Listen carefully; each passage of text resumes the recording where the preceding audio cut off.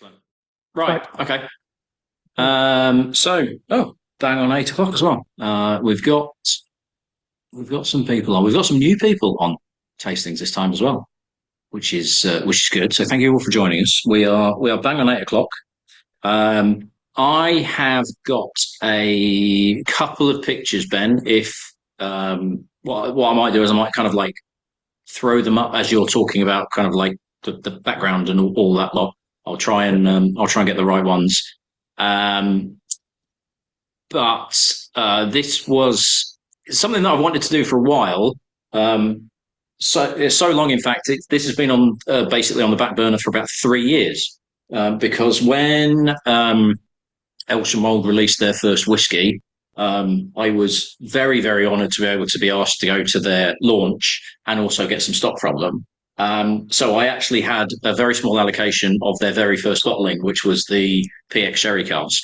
And I'd already been told by Ben and the team that this was going to be the first of three. So I deliberately put one bottle aside with a view of let's do a tasting when they've got six out. And then 3 years later, it was, oh, they've only done three so far. How am I going to do this? But fortunately, Ben was kind enough we had a conversation just before Christmas, I think, wasn't it? Yeah. Yeah. So we managed to get a couple of samples and some of the new make as well, which I'd be really intrigued to see what people think of that. So we have a tasting lineup, which will be the new make and then the Madeira, the red wine, which are, according to the labels, literally 3 years and a day, and then their first three official releases. So there's going to be a lot of Bens flying around. Obviously, this Ben, but then also Ben Mordue, who is from Elsham Wold Distillery.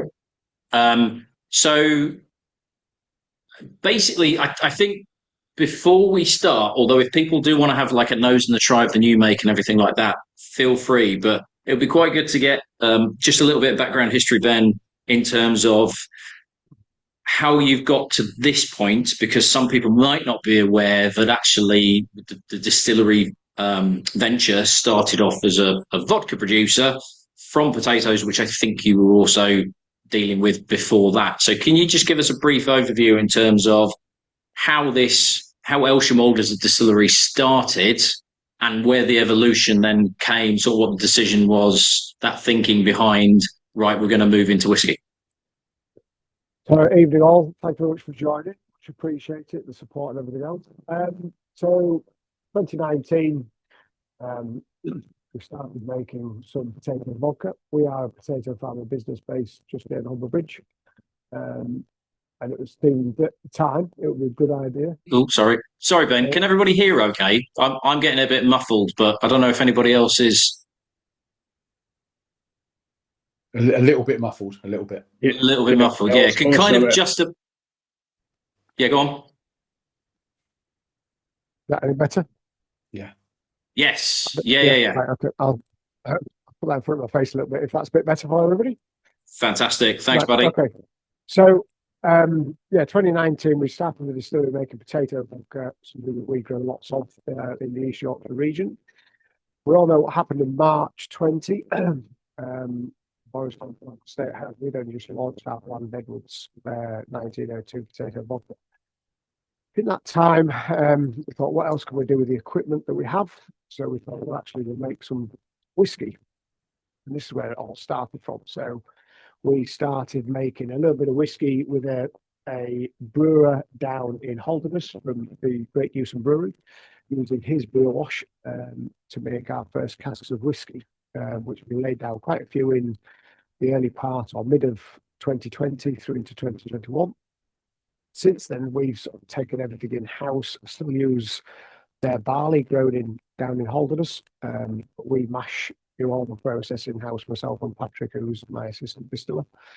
And then we use the equipment there that Ben was showing just to take it. Oh, no, mash. Go back. Go back. So you go back to the mash. So we have a very small mash tun, 250 kilos at a time. Takes an hour and a half to turn that starch into sugars. Takes us then 3.5 to 4 days to ferment that. And then we stripped that using the equipment that Ben showed there to make our new make spirit, which you guys have a sample of. And then the evolution of where we are now in terms of the casks, everything goes into a bourbon cask. You'll see there that some other casks are an FCC, which is our cask club membership. So we have some investors that are invested in our distillery as well. Which predominantly they put theirs into a bourbon cask unless they wish to choose a different wood type, which is entirely up to them. We then charge them slightly more for, let's say, a Pedro Jimenez cask or a Madeira cask, which we've just filled a couple of those this week for some guys. So where the flare path comes from is that we sit on a World War II airfield.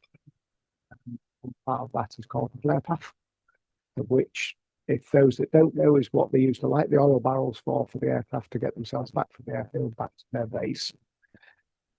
And that's where we came from. So we had in 1942 to 44, there was 3 aircraft flew from the Elsham Wold Distillery, the Lancaster, the Wellington, and the Halifax. Their pictures are depicted there on the tubes and on the bottle of our first releases. So this was basically put down as a nod to those that went before us.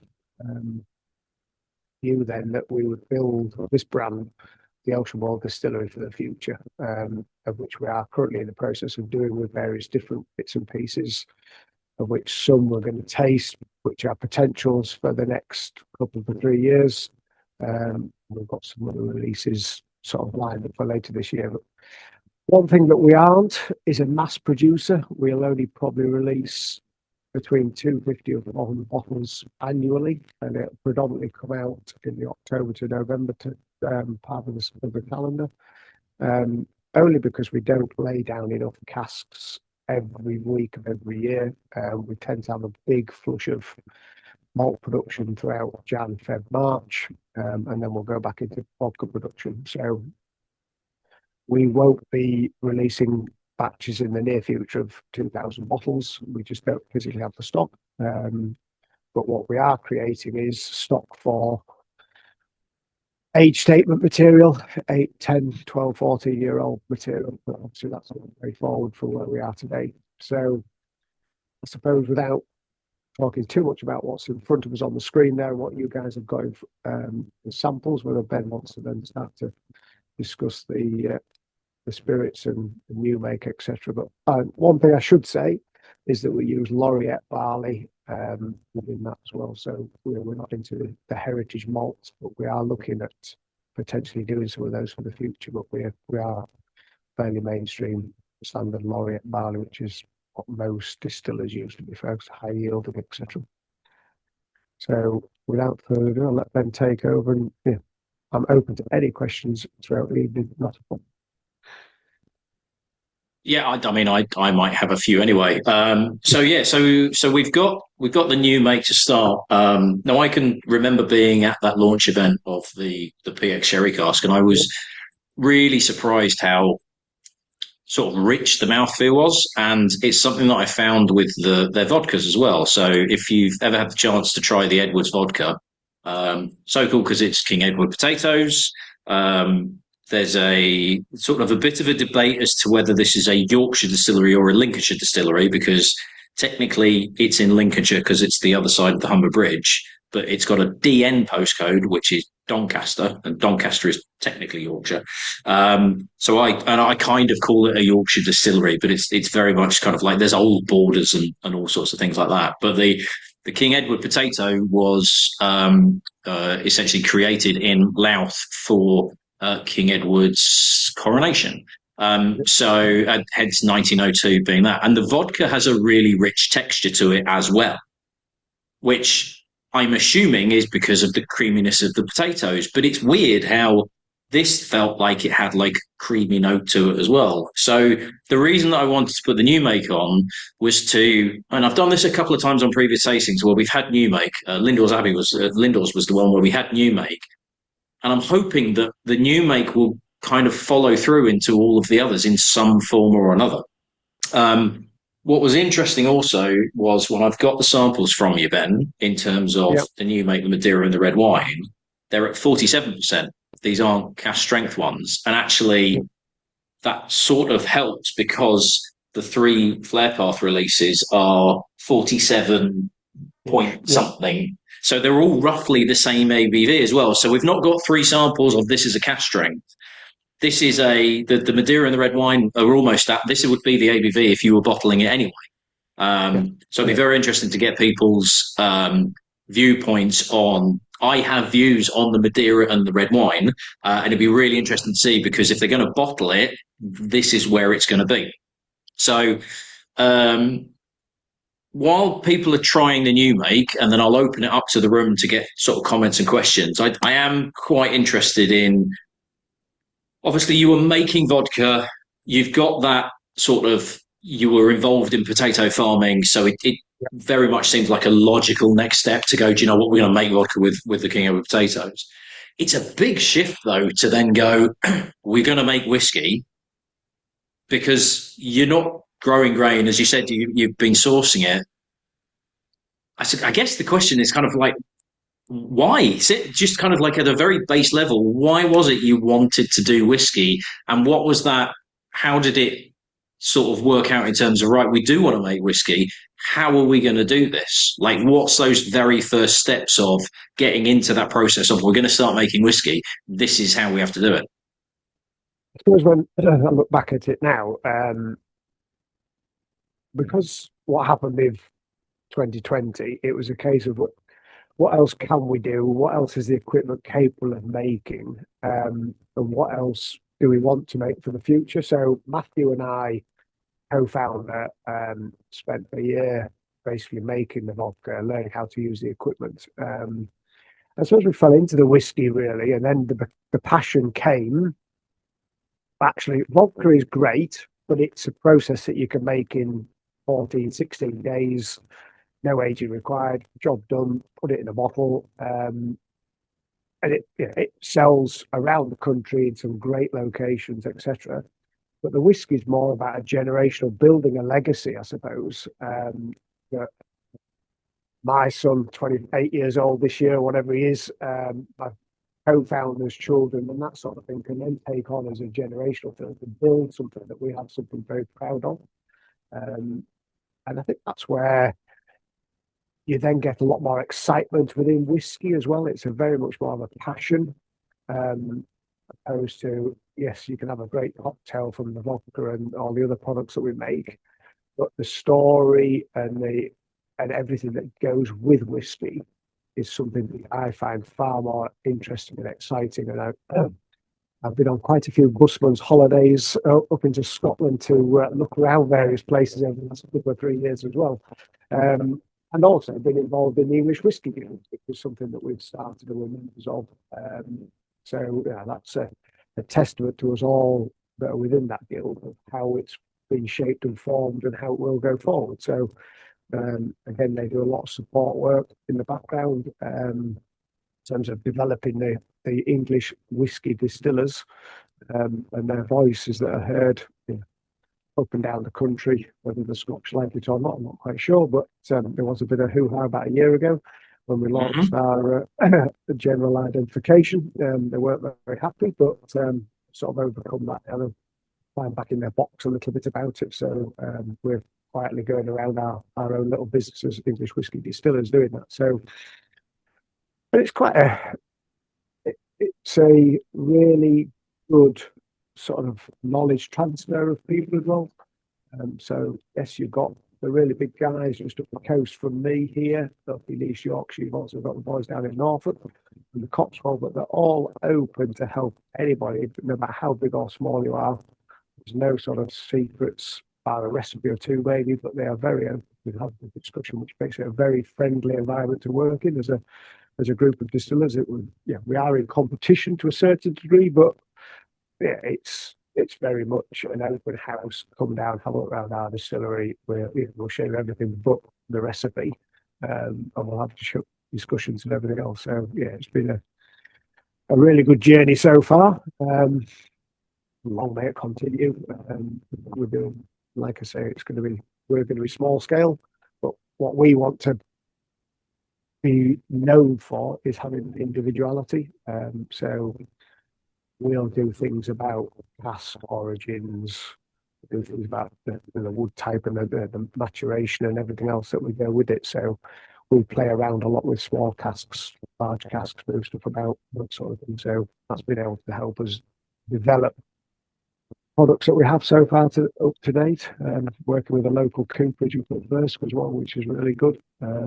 He helps us make some small casks out of larger casks and things like that to help the maturation process and giving that individuality and stuff like that. So it's a lifelong passion that's started when I was in my mid-40s, and hopefully it'll continue for some time to come for the next generation that goes thereafter. So, yeah, interesting stuff. So, so I think a message come out going ask all to unmute. So if we can get sort of people's thoughts on the new make, but if we can get some thoughts on the new make, and then if anybody does have any questions, sort of initially for Ben, feel free to fire away. But yeah, I'd be very interested to see see your thoughts on this new make spirit. Is it just me? Does it remind anybody else of a mezcal? Because I swear it's got that funkiness that I would get from a mezcal. I don't know why, but that's what it reminded me of. Yeah, there's a kind of grassiness to it.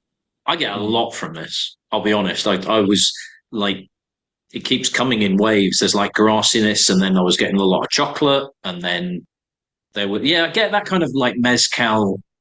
It's not smoke. No, but it's like it's not a smokiness. I know what you mean in terms of funkiness, but it's really hard to kind of describe. And the nose is so rich as well. Yeah, very. Oh, it's proper Horlicks on that. Anyone else in the room? So is it all made from? You've only got. I know tequila is a type of mezcal, but this reminds me more of tequila as tequila than it does of what's usually marketed as mezcal. Well, we don't have any agave plants. It's sort of oily and so it's vegetal. definitely not mezcal. No, just the flavours. It's that Lincolnshire agave that you've been growing in secret, isn't it? That's what's doing it. Not growing potatoes, we're growing agave plants. Yeah. They're funny looking potatoes out in that field. They're very spiky. Yeah. I'm not sure they're growing our wet climate at the moment, will they? Yeah, true. Ian, I think you were about to say something. Yeah, I was just. Have you just got the coffee stills? That's all you're using. Yes. Yeah. That's all we have. Yeah. So everything goes through that still. Everything gets stripped. So we have the one still. So it's a slow, laborious process, I suppose. So we strip everything to start with in that one still. It then gets recycled back through that still. Again, rectifying on the way out. So, and then it's a 600 litre still. Yeah. Do you? How much of the heads and tails gets put back? Presumably quite a lot gets put back, and you do the cycling where it goes round and round. So heads we take off, which out of that 600 litres is approximately between 8 and 10, depending on how Pat and I think it's coming off. So it's not a vast amount. But all the tail. So we start the rectification at about 78-79%. And we drop it down of what we call that sort of like is the heads. And then we sit at the heart, so around about that ABV for the period of time. It drops down to approximately, we probably cut to tails at about 56, 57, something like that. Not because it tastes bad, just the fact that we want a purer product to go into the cask. We then recycle, we then take it down to 2%. And then we recycle all the tails back into the next rectification. So we're not continuous by any stretch of the imagination, but we don't let that go to waste because there's still a lot of good alcohol in there. So it's part of our process, really. Presumably that's what's going to have most impact on the flavour at the moment with the new make. Yes, so that new make would have been, it probably would have averaged out at about 65 roughly. And I've sort of dropped down to cask strength. We put it in at 63.5 into casks. So you're so interesting that you mentioned that as well. So in terms of you're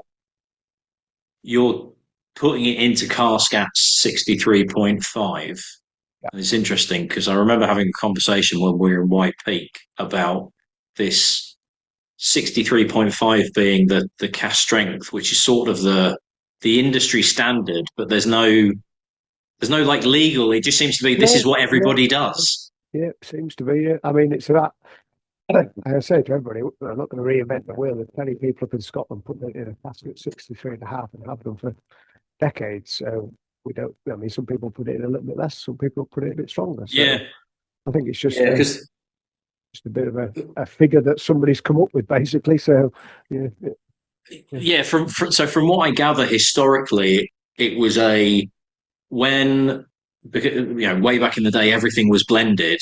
You would have brokers that were selling casks, and essentially everything would go into cask at 63 at a fixed amount, and it was 63.5%, because you could then roughly calculate how much liquid would be in a cask if you averaged it out. So if everything goes into cask at the same ABV, as a rough rule of thumb, after a year, 3 years, 5 years, there's going to be so much evaporation. So you can turn around and go, well, that cask is 8 years old. There's going to be that much liquid in it because it went in at the same amount as everything else.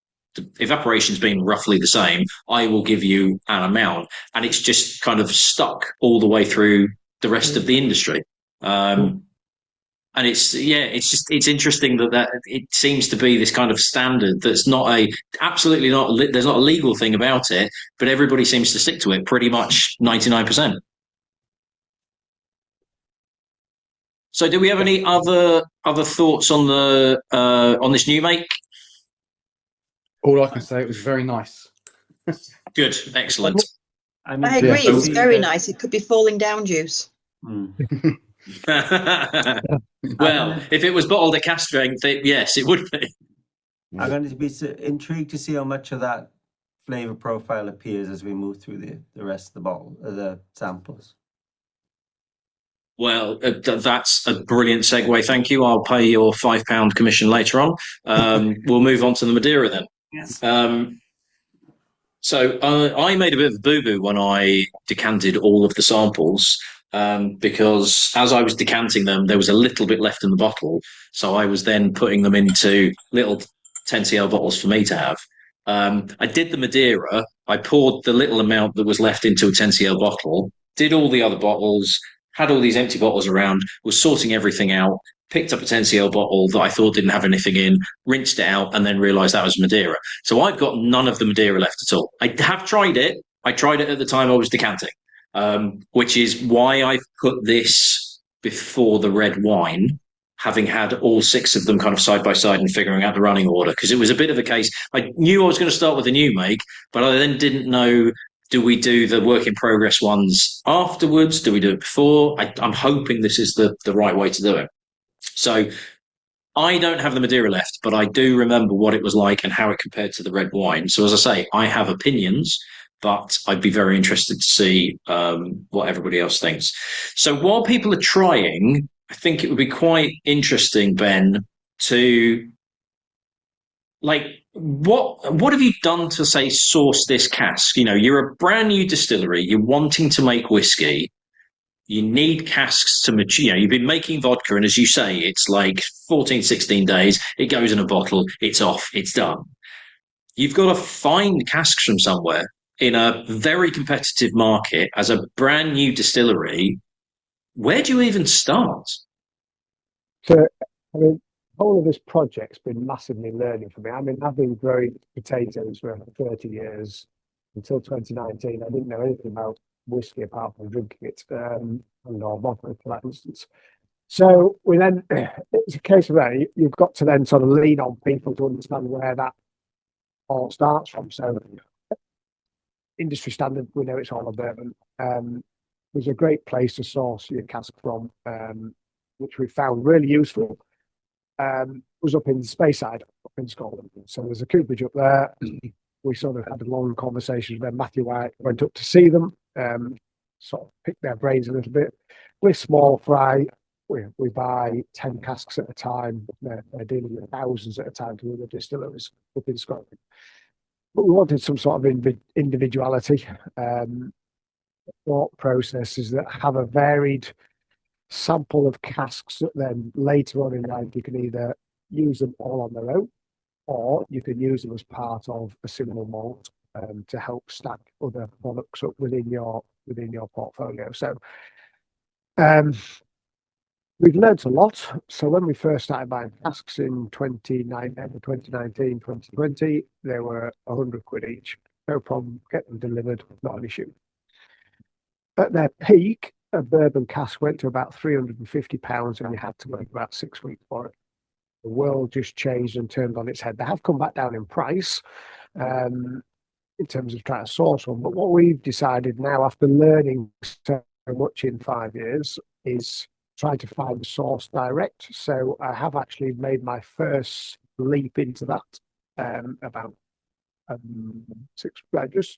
just after Christmas, well, just before Christmas. I bought them. They arrived just after Christmas, so we bought them direct from a Bottega down in Ereth. I bought 2 Pedro Jimenez casks from there, and then we've also sourced direct through the cooperage that the Bottega uses another Madeira cask, or a gentleman that actually likes Madeira as an issue of whiskey. So in terms of the Madeira that you guys are going to sample now, and I'm a bit like Ben, I've actually forgot to bring that sample back from work. I've got my other samples that I have here, but I forgot to bring my one back from work today. Such a rush to get finished, but it was one that we sort of like went for a varied portfolio of casks. So we've got some French red wines, we've got some within those red wines, we've got some very nice chateaus that have given us we've sourced casks through this through the space side and things like that. So it's just to try and build up a portfolio of individual casks for future releases, really. But it is interesting. My next project will be one to watch, I think, potentially. It could be some Yorkshire oak, which could be quite an interesting project for us. It would be green oak, so it would be very, very, very different to what we've been using so far, which has obviously been a bourbon cask and a first fill whiskey. So that could be something that's be on the pipeline for a few years to come. But that's that's all about learning how to handle your spirit whilst in a cask, because you can soon overdo it if you leave it there too long in green oak and things like that. And we can't afford to waste good spirit by making a mistake with the cask. So I'm quite nervous about being able to make that happen, but I'm very, very excited about making it happen in the next 6 months, probably. Interesting. And so I did what I nearly always do in every bloody tasting and completely forgot to say before people were trying the Madeira. So I'm hoping it's not too late.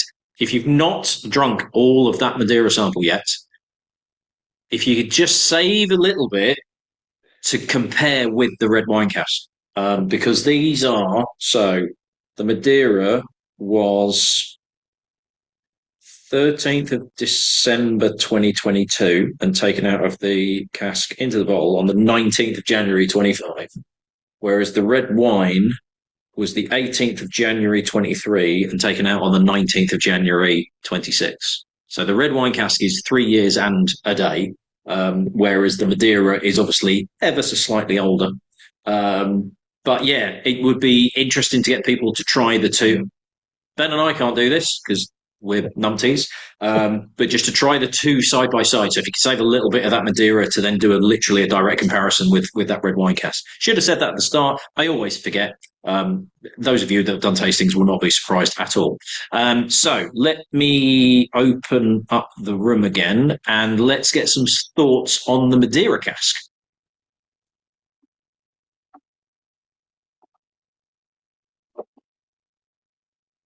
Go on, Brian. Let's start us off.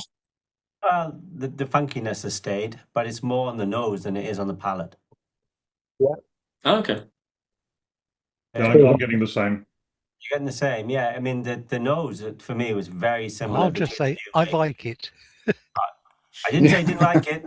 I didn't say I didn't like it. I just was surprised that the nose maintained a lot more of the new make than the Madeiras had a lot more impact on the palate than than it did on the nose. I couldn't tell from the nose it was Madeira. But yeah, I mean, it's still. I think it's still very. It's only just as Ben says, it's only just over 3 years old. I think it's still got a couple of years to go. If I'm honest with you, it doesn't carry as much weight as what a Pedro Jimenez cast does. The Madeira as a fortified wine, I don't think it stands up as well in the wood for the longer term. So I think it was to give you an example of what we have as a potential. I think it's good feedback. Both Pat, myself, and Matthew are very much the same, that it's still got work to do. It's not one thing that we sort of want to pride ourselves on, is making sure that if we release something, we release it for a reason, and if it's not ready, we won't release it. We won't just put it in a bottle because we need to put it in a bottle if it's not right. We want to make sure that we always stand out as being a premium quality product. But actually, if it says it's going to taste and have a Madeira finish, it needs a Madeira finish or a port finish or a rum finish. That's how it has to be, not just a case of it's okay. It needs to be. I think it's traveling in the right direction, but it's now halfway between what was a very interesting new make and a Madeira finish. So yeah, that's a fair comment. Yeah, it's definitely got potential. I can see that it being a very nice, easy drink. And I look forward to where it goes. Thank you. Because I'll be honest, I've always struggled with Madeira as a cask type. I don't know what it is. I'm not a big fan of Madeira generally. I don't know. It's that kind of like nuttiness that I've struggled with, and I get the nuttiness coming through. But yeah, it's definitely one where it still feels too young, but it's, as the others have said, it's going in the right direction, and I don't think it would necessarily need too long, maybe like 2-3 years, something like that. But it's as it stands right now, it's a nice drink, but you wouldn't say it was Madeira unless you knew. I think that's the situation. But there was no intention of bottling this immediately anyway. No. Good. Right. So, if you've still got a bit of Madeira left in the glass, let's now move on to the red wine cask. I was actually going to ask, in terms of these two casks, with you saying, so you were sourcing casks initially from the Speyside supplier. Now you're starting to go direct. So, I guess you've got more ownership of the cask and more knowledge about, like, right, that cask is from that bodega, etc., etc.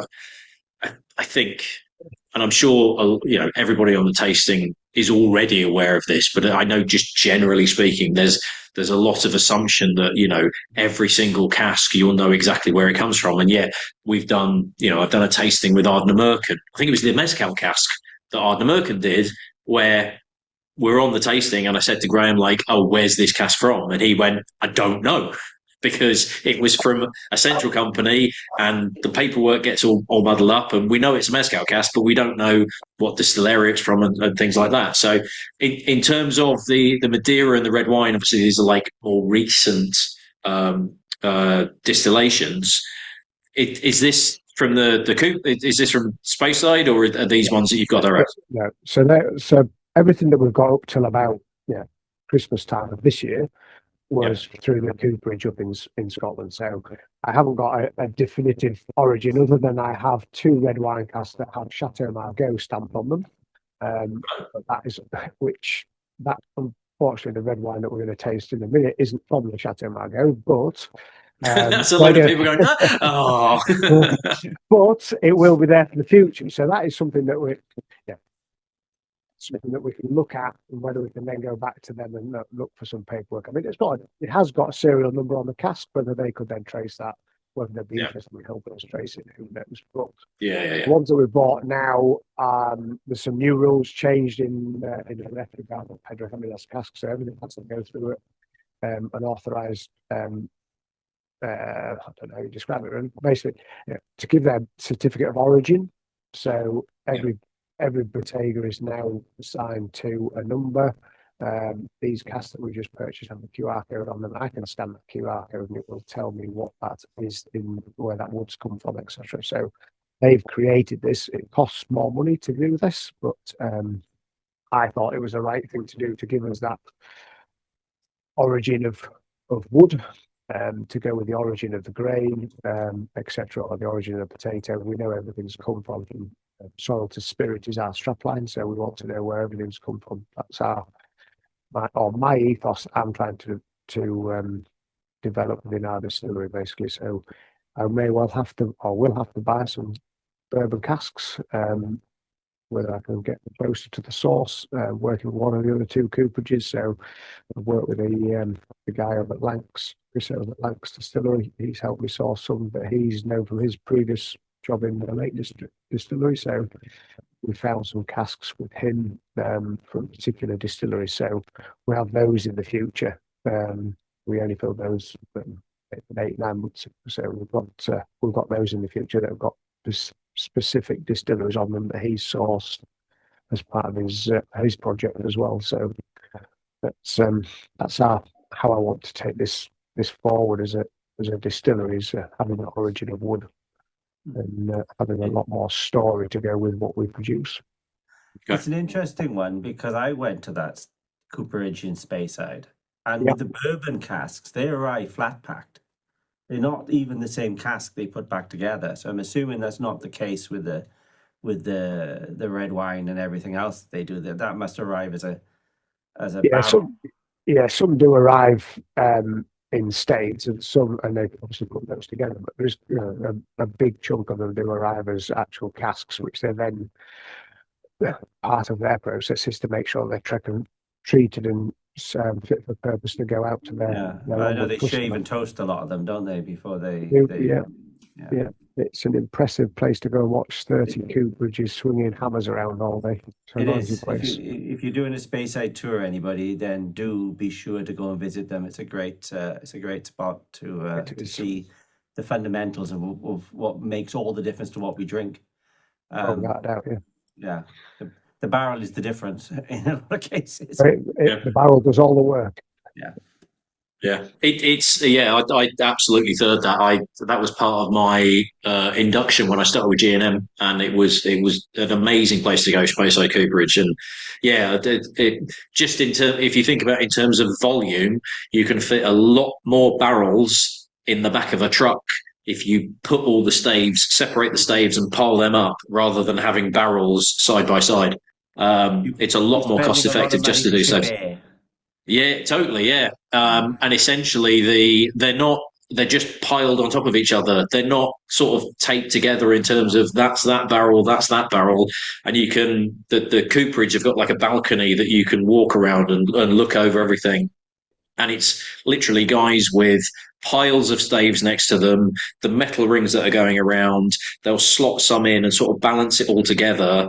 And then it's just a jigsaw puzzle of, I've got a space that big to fit a stave. I need to fit one in that size, and I'll put a stave in. That one's too small. That one's too big. And they're rebuilding the casks just based on the pile of staves that there is. Now, yes, they'll all be sort of right. That was from that particular winery or bodega or everything like that. But there's nothing in terms of that cask that was in the bodega is now put together. It's bits of all sorts of different casks. Really fascinating stuff. And the work that those guys put in as well is absolutely incredible. So in terms of this red wine cask, we know it's a French red wine cask, but nothing in terms of grape variety, chateau, anything like that. Right. No. Okay. No. Yeah. So I will open to the room again, and so let's have some thoughts on the red wine, and then also the comparison with the Madeira as well. I've lost the funkiness on this one. I haven't got the same funkiness I got with the Madeira. Ian. The smell's gone. Yeah, I prefer this to the Madeira. This works much better for me. This is much more like a finished product. Yeah, same. Yeah. Mm-hmm. I find it's got quite a lot more oak in it, maybe.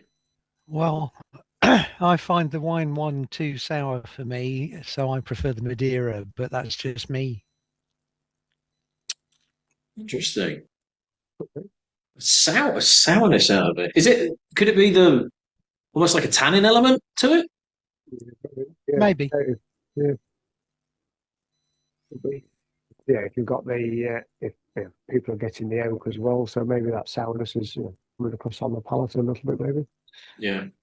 I mean, I think it's a lot closer to a finished product than the Madeira. I'm not sure that I would say it was sour. I think it's more sharp. It's got a very sharp edge to it. It could I depend agree on with which the part of comments about the France it's Madeira from, tasting because I like the much prefer Burgundy rather than Bordeaux as a wine.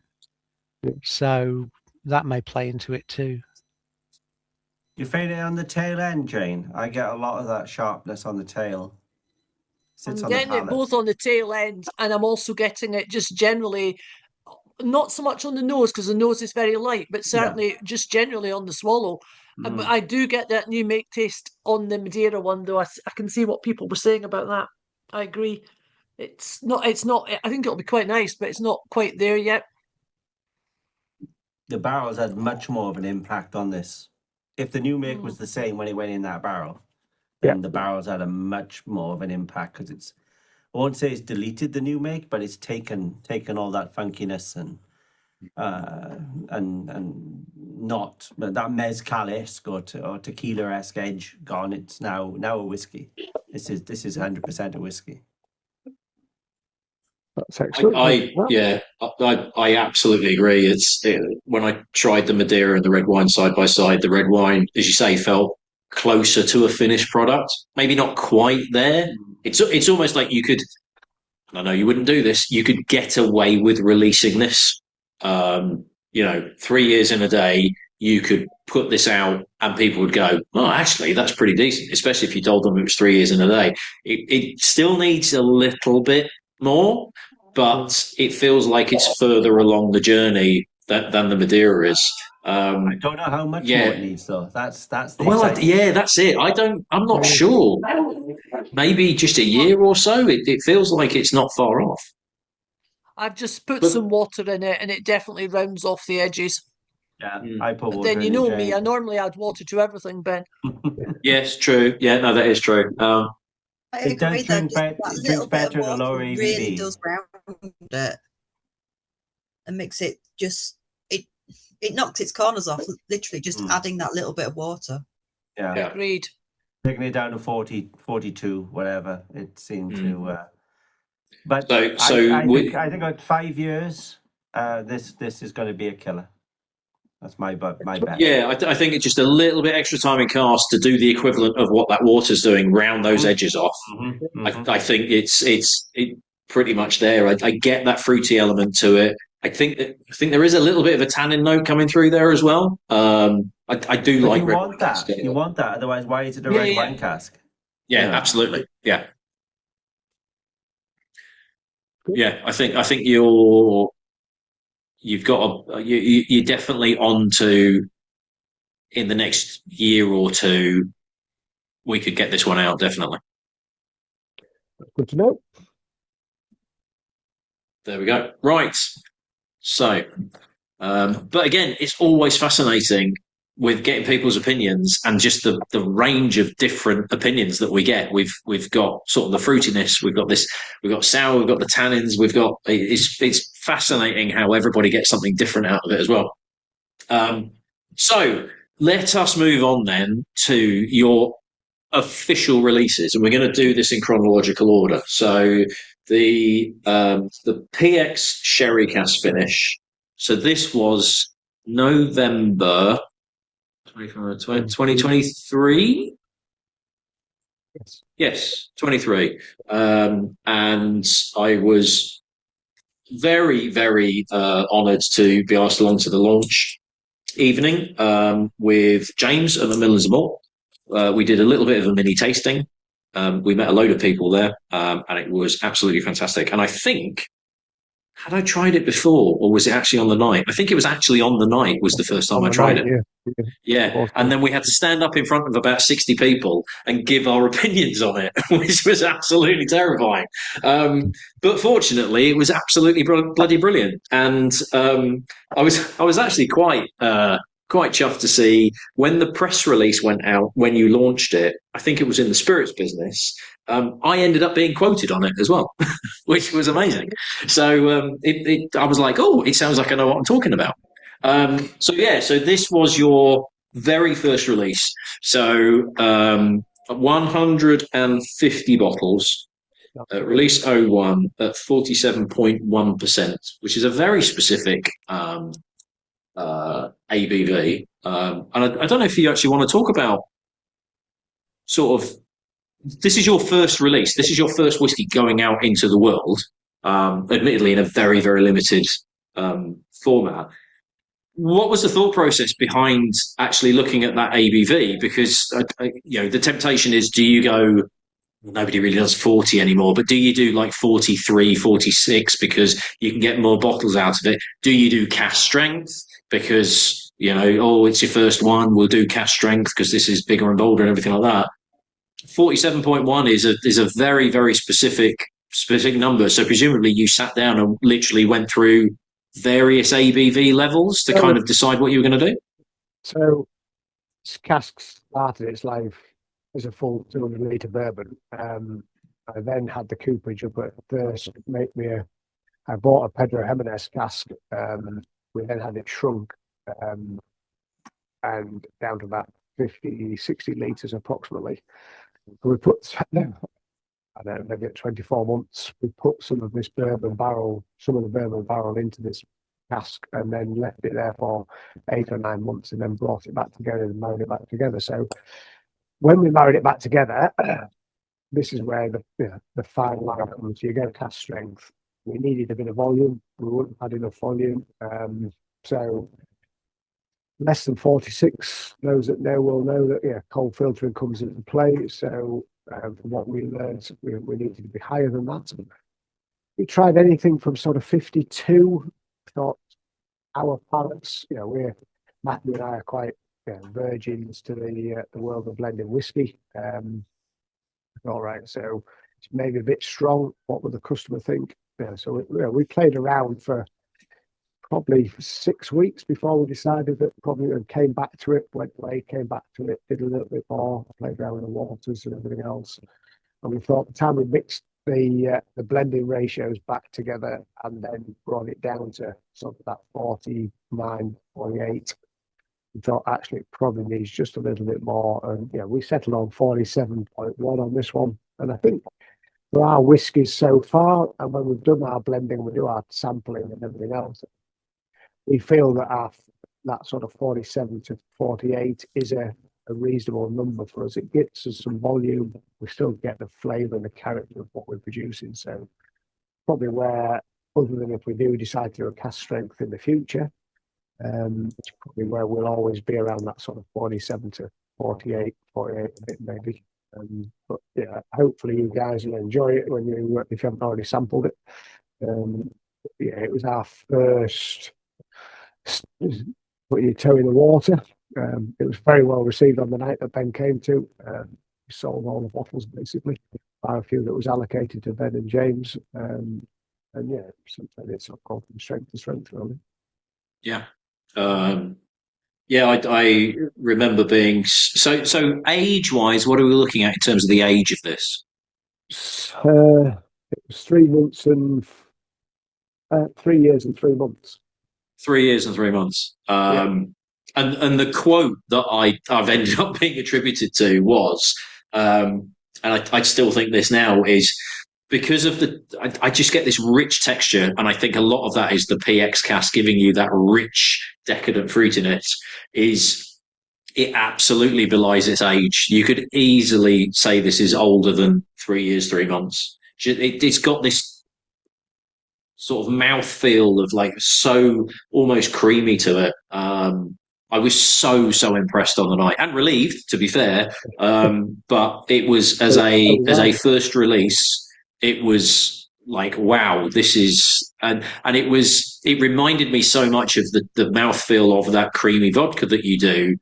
It was making me think, like, are they doing something? You know, they're using potatoes to make the vodka, obviously using barley to make the whiskey, but is there something else that is kind of making this texture on both spirits somehow?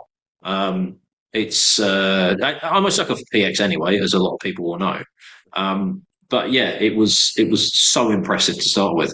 So yeah, let's see what people think in the room. Very nice. We'll take that. Yeah, very, very, very nice. Yeah. It's not a sherry bomb.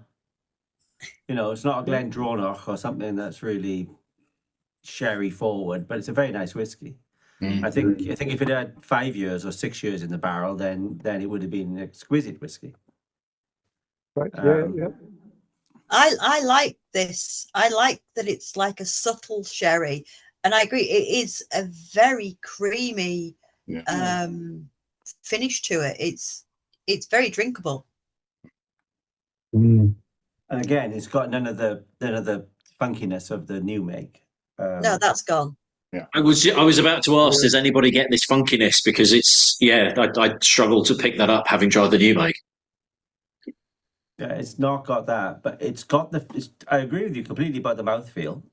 It's you know my love of sherried whiskies, and it would have gone further for me, but certainly I wouldn't have said it was 3 years old. I would have put it more of a 5 or 6 if somebody had asked. Yeah.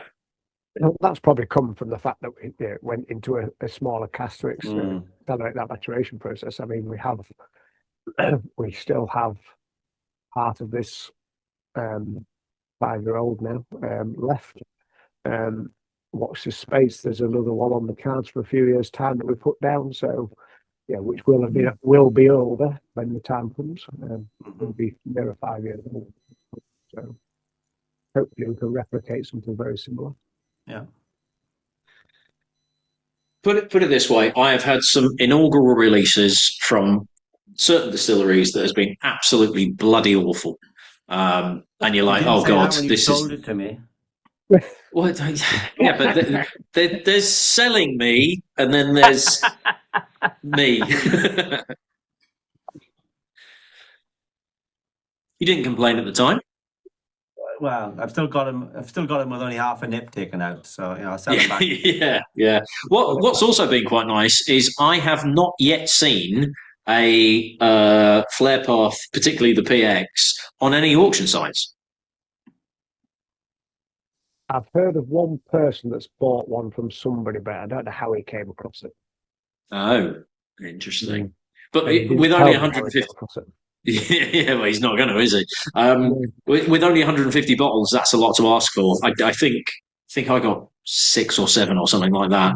And like I say, one of them is this one that you are drinking now. You know, literally put aside 3 years ago, solely for the purpose of right here, right now, being able to do this tasting as well. Which is one of the advantages of doing this job, is to be able to then, years down the line, get people to try stuff that you just wouldn't be able to get hold of anymore. So let's move on to the rum cask, because there's an interesting story behind this cask, because this then goes into it's not even a sideline thing, but it goes into something else you've been doing at the distillery. And I know we've had conversations which have sort of kept falling by the wayside because of other things that have been going on. It's still up here, still want to do this. But this is so your second release, so this was late 2024. This is a English rum cask finish. So this is not just a rum cask finish. You have not sourced a barrel of a rum cask from the Caribbean. And can you explain why that's the case and why this is a little bit different for a rum cask? So again, in that period of lockdown, we made a bit of whiskey. Matthew and I thought, well, let's have a go at making a bit of rum. So we went through the arduous task of making rum, which was complete. our eyes have been open on how to make potato vodka. Then we went to look at making the rum in that. So the vodka can ferment and be done in 3.5, 4 days. So we're thinking the rum was going to do something similar. It took about 2 or 3 days to ferment out completely. So we bought in some blackstrap molasses from the Caribbean in an IBC or 2 IBCs. We then watered that down probably by, I think it was. So yeah, it was quite a weak solution. So then about 62 or 3% sugar, we watered it down to maybe 15 or 20%, something like that. Can't remember exactly. Heated it up, added some enzymes, and then started the process and added the yeast. But it took forever. I actually got hold of a chap that is the Two Drifters down in Devon, asked him what I was doing wrong. And he said, "You're doing nothing wrong apart from being very impatient. So just give it time and it will ferment." And it did.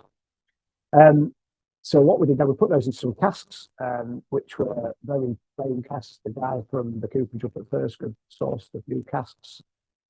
He sort of recharred them slightly for me. Laid them into there, and then probably the rum was in there for maybe 18 months-ish, roughly, and then took the rum out, and then Alistair then shrunk one of those casks for me, so he gave it back to him, then put it down to about 70, 75 litre cask. We then put some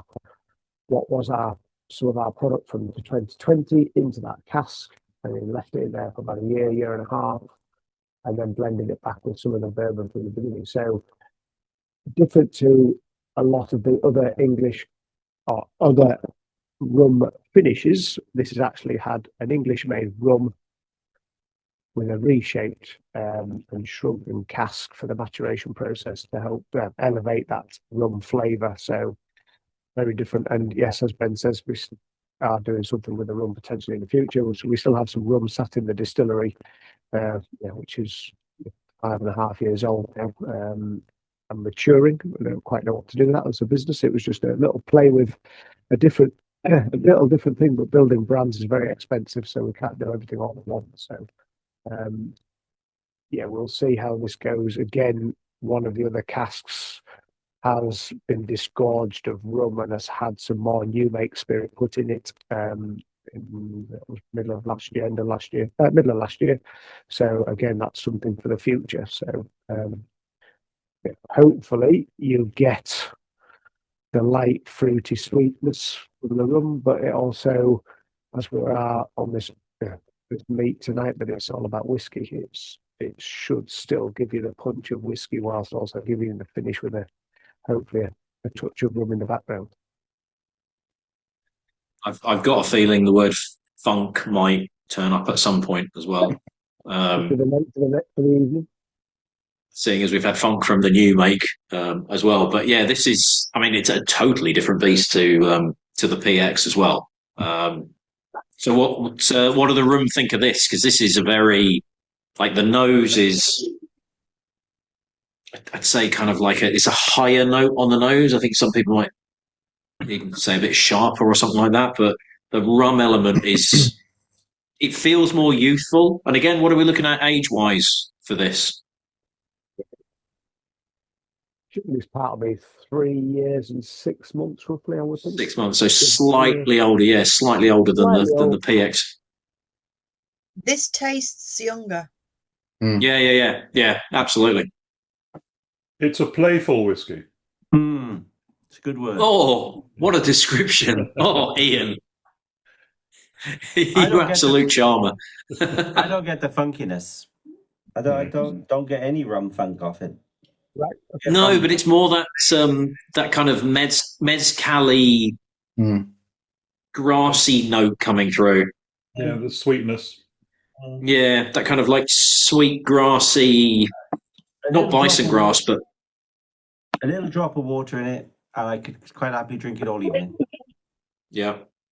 You are a rum fan as well, aren't you, Brian? I do like a rum.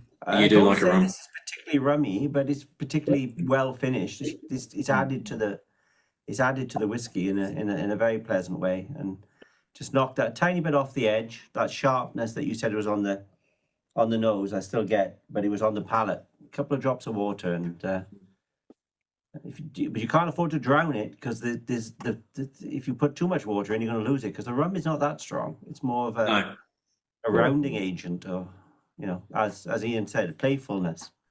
Yeah. On the palate.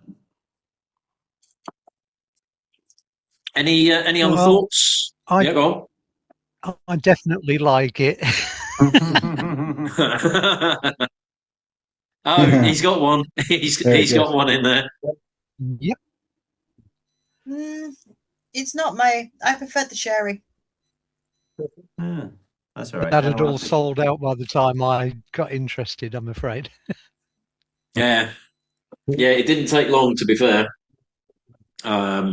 There are more bottles of this, I seem to remember. Yeah, so of the rum cask, there was 215 bottles and 47.4, so slightly higher ABV on this as well. But it was really nice to see that you've gone. It was just different. It was we're not just going to do the same thing over and over again. You've got your PX. Rum is taking it into a different direction. When you said that the next one was going to be a port cask, I love port casks, but it was just really good to sort of see, right, this is going to be a trilogy, and they are going to be different cask influences. It's not just going to be we've done an Oloroso, and then we're doing all sherries. It's the very, very different flavour profiles all the way through. So let's go on to onto the port cask. So this was so this was last year. So this is the third and final of the Flare Path series. 250 bottles of this one at 47.9. So you're creeping up a little bit. You're just obviously kind of like getting a bit more used to doing your tastings and being a bit bolder. So what was having done, was this always on the cards? Did you know you were going to do, this is the plan, PX rum port? Or had you got a number of casks that it was a case of, right, when we get to essentially ready for our third release, we've got a couple, and actually, which one do we pick? So, yeah, it all has, the oldest part of this will be some of the very original cask at 5 years old, but the youngest part will be 4. Right. And we did the same thing. I saw some tawny port casks, 2 very small ones, they're only 50 litres, which came back in from through the guy at Lancs Distillery, got those for me. So that was through his connections, which has worked really well, because they came with some serious punch to them when they arrived on site, and it did give us some flavour to work with.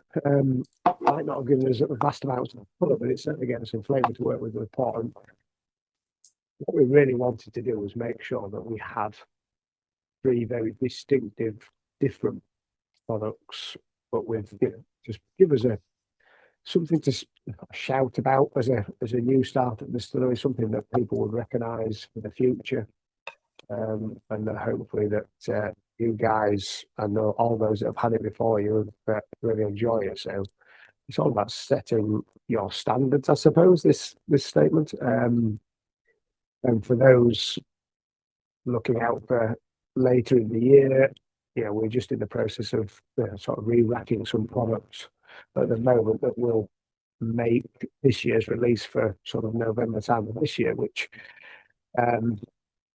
we're probably going to not necessarily shy away from the connection to the RAF, because there's still some things to do regarding where we sit on the old airbase for the future. But we're probably going to head on in the way of looking at the cask types, as we said earlier. And I think what this year's release statement will be, we'll do something like a founder's release. So I think the 3 that we've done, that we've all tasted, or I'm tasting the last one now, is that we probably preferred the PX as a group of 6 of us. So our next will be a PX release later in the year. I'm not sure exactly when and how many there will be, but and some of that again will be 5 years old and 4 years old. That's going to come out through that PX cask as well. So It's going to be an interesting release when it does come out, but it won't follow the same design as what we are now. We're in the process of redesigning the label and stuff like that, still carrying the same branding, but probably taking away the flare path and the aircraft that sit in there. But there will always be a nod to it within the label. Somewhere along the label, you will always identify it as being part of the flare path or part of the Elsham Wold Distillery. So it's going to be an interesting thing. But I don't do design. It's not my forte, so that's somebody else's department. Yeah. And it's sort of one of those where you look at it and it goes, 250 bottles. It must be a single cask, and on the back label it's a pair of sport pipes, because you've got these smaller casks, so you've not got as much coming out of one particular cask. So let's open it out, and these are tawny port as well. Correct. Yeah, tawny port. Okay. So thoughts on the final one, and sort of a comparison between the three, I guess, as well, in terms of, it's interesting you say that your preference has been the PX, because I think that's probably mine, although I do really, really like this one. Yeah, I find the finish on this one amazing. It just seems to sort of, you get like a spectrum of different tastes. There's like honeycombs, all sorts of things going on. I'm really impressed. Excellent. Older stock as well.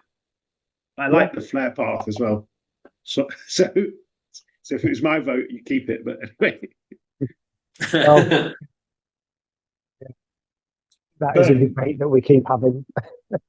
Ben, sorry, are there any other whiskey distilleries in Lincolnshire? So the distilleries. I'm going to say probably, but I can't. I'm not sure many have got a whiskey.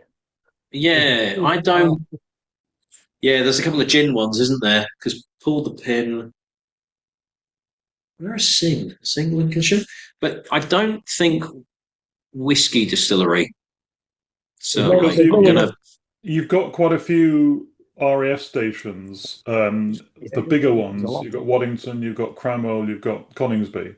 That are still flying, and pilots are extremely well paid, so there might be a market there for you. Without a doubt. I mean, we have had a few.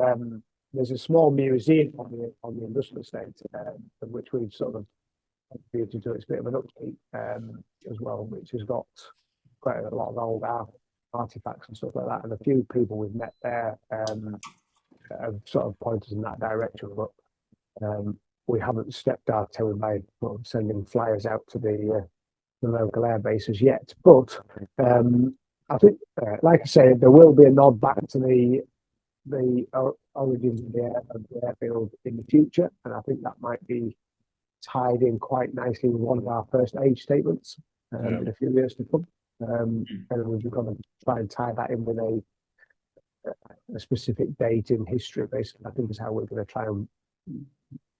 Can't manipulate the cask, but that's how we're going to try and plan our marketing. That we've got a specific date in history as well as an age statement to come out in maybe 6 years time, maybe something like that. Yeah. But I'm enjoying the port cask, and I think it's one to have at the end of the day when you've had a hard day. Sitting down with this would be good. Excellent, thank you. My preferred dram of the night, I think. Yeah, finish on a high. Yeah, I don't traditionally like port casks, but I do like that. I think that's probably my favourite of the night, to be honest. And my nephew-in-law is a flight engineer with a Red Arrow, so if you're going to give whiskey away, I can guarantee you can get on the airbase. But they might be well paid, but they don't like spending money. It's my experience of RAF. No, I like this. I mean, I do like a finish, and yeah, this ticks all the boxes for me. It's a good one. Good. I am now relieved that I got the right running order, because normally I get it completely wrong, and I would have put this halfway through and then put the Madeira and the red wine afterwards. So, yay me. Did you get a deal, Ben, on the same bottles as the English distillery? They are very similar, aren't they? They are not. They are not in the least similar. They are not in the least similar. Yeah, I mean, that's that. I mean, that's just we'll continue with that bottle. I think it's a good statement for us. If I put the hang on, let me just get the Harris were the same when Harris was launching. When they said they were doing the whiskey, I thought, oh, I wonder if they'll use the same bottles as the gin, because the gin was a really sort of interesting, evocative design. But if I share this, no. Let's do that. Let's see if that works. Screen sharing has failed to start. Brilliant. 2 seconds. I don't think it would necessarily work if you used the same bottles as you have for the vodka, because to me that's not a whiskey bottle. Oh, it's definitely not. No. That bottle was made by Allied Glass at Leeds, though, so it's a local bottle. That's our own bottle. Allied Glass, next to, just over the road from the Costco. From Haribo factory. There you go. That would have been a bold statement to put your whiskey in that, but I can't see that working at all. Not for this whiskey. No, God no, absolutely not. Normally, I would at this point put a page up going, if you want to buy a bottle, this is how much they are, and here's the website, and here's a 10% discount. But this is literally a one-off. You might have a trilogy of the first three, but it sounds like there's not a lot. No, we do have some sat in the archive, so at some point again, in years to come, that'll be something that we'll release as a series. When that might be, I don't know, it might be a 10-year anniversary or something like that. We might put them out there. But again, there isn't many of them. We only had 150 of that at the very beginning, and only 250 of the next one. So we're hoping to get into the 300 with the next release. We've been well received at various places like yourselves on this call tonight, but various other people have tried it around the industry and everything else and shops. We've been lucky enough to get into a big distribution into London as well this year with some of them. We didn't take many because we didn't have many to give them, but they were very interested in working with us for the future. So onwards and upwards, but we cannot put stuff out that we're not happy with, because there's nothing worse than having bad reviews. I really appreciate all your reviews tonight. It's heartwarming for me, and that will get reiterated back to the team on Monday. How well it's been well received this evening. So I really appreciate all that great feedback for a guy that started distilling 6 years ago. I don't think we're doing too bad so far. I hope to build on that for the future and hopefully produce some great products for you guys to enjoy on a Friday evening. Yeah, you're doing pretty well so far, buddy. I think long may that continue. Have you ever tried putting the potato vodka in a barrel and see what comes out? Well, we do have some. Yeah, we have some oak aged vodka. It's good. It is good, but again, it's fairly niche product. We have to. So the bottles that sit behind me there, you can see the black one with our original. We've got a yellow one, which is a liqueur rhubarb, the Yorkshire rhubarb bottle. But the oak aged vodka is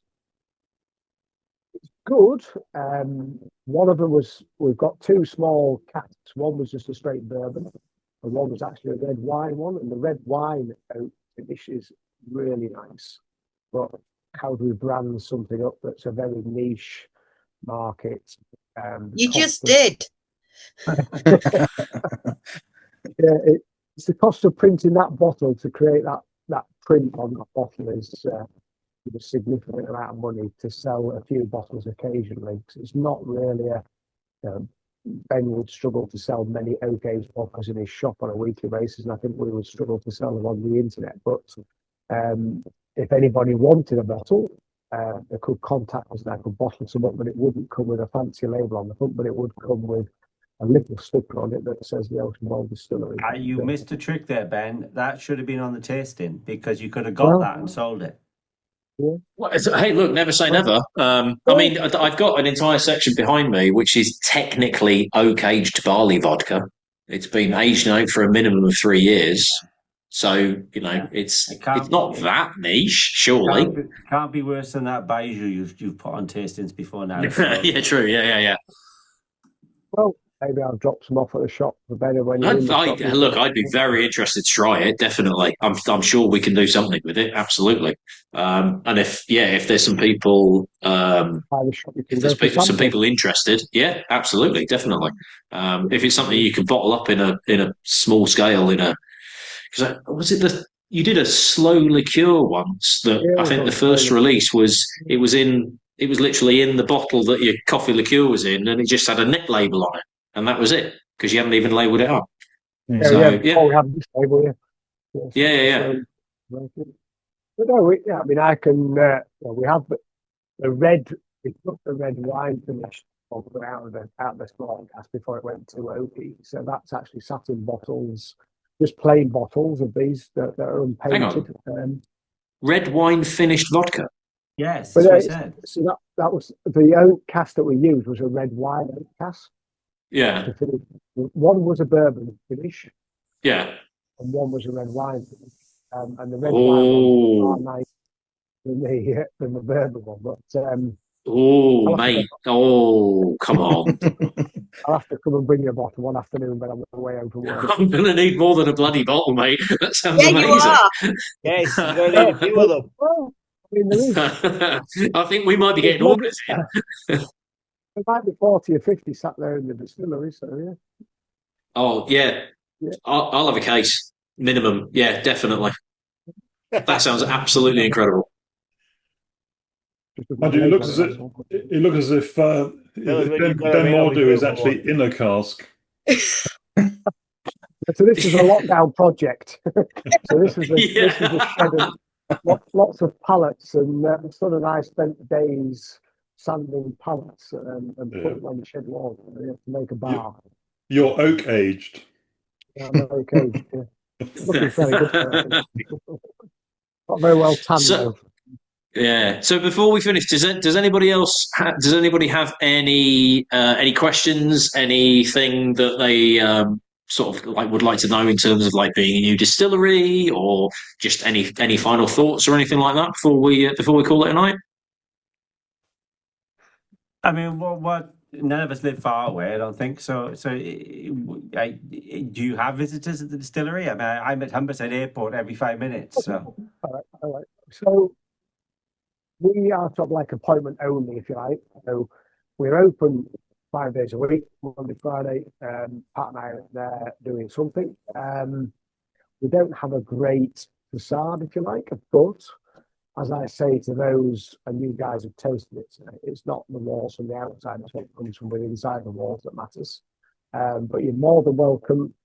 Drop us an email, give us a ring on the mobile phone that's on the phone that's on the internet, and we can more than easily accommodate you with a sort of 24, 48 hours notice. Give you a tour, show you around, etc. So yeah, everybody's more than welcome. Thank you. Yeah, without a doubt. You have to give us drop us an email and say you'd like to come for a look round. I can arrange a date and a time.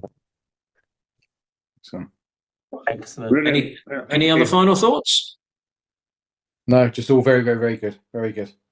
Yeah, excellent. Thank you very much. Trying to work out how I get the port finish, but I can't even help with that. So Ben, thank you so much for your time. Absolutely fascinating. A brilliant portfolio. Just hit the ground running from first release onwards. I genuinely can't wait to see everything else that you've got coming out. very much looking forward to the red wine release in, let's say 18 months time, I think, probably. And maybe the Madeira a year or two after that. Everyone else, thank you so much for joining. Thank you for your input and your feedback. To the new people that have joined, because weirdly last week I just seemed to have a run on tickets. It was almost like somebody had seen a Facebook post and just got a whiskey club or something. It was really random. I just got all these ticket sales going out. I've got another tasting on the cards, which is once I've got the screen up. Wait a minute. So the next tasting that I've got is another online one, which is going to be with Lockley. So this is their current portfolio, which also includes all my faces behind it. So this has got the 7-year-old, which is their oldest age statement to date, but this is the new lineup that replaced all the seasonal editions that came out last year. So we've got the Orchard and Oak, the Dark Briar, the Smoke Without Fire, the Overtone Stout Cask finish, which is absolutely amazing, the Red Wine Cask, which is equally gorgeous. Even though it's in that order on the screen, we're actually going to start with the 7-year-old because that's gone already. And then we're going to go through the rest of them. So Patrick, who's the sales manager, brand ambassador, he'll be dialing in on that. Another online tasting just like this. Very much looking forward to that. This is my 4th year on the trot doing the Lockley tasting. We've been there since day one, and they've always gone down really well. But thank you all so much for joining tonight. And where were we priced on these? Some idea? When I know we can't get them. Price wise, they were retail was 90, 85. 85. Yeah. I put an extra £5 on because I've got kids to feed. Oh no, that was just you, Brian. In fact, everybody else paid 80. Everyone else paid 85. Yeah, plus delivery. Yeah, I know. Yeah. Yeah. Even when I collect, I have to pay delivery. I know. Exactly. Yeah. So if you can find it somewhere, well done. Because it's unfortunately they've all gone, but deservedly so. Absolutely. So thank you, everyone. Thank you, Ben, for putting it on. A pleasure as always. Thanks, Ben. Thank you very Thank much, you. Ben. Cheers. See you, chaps. Yeah, thanks.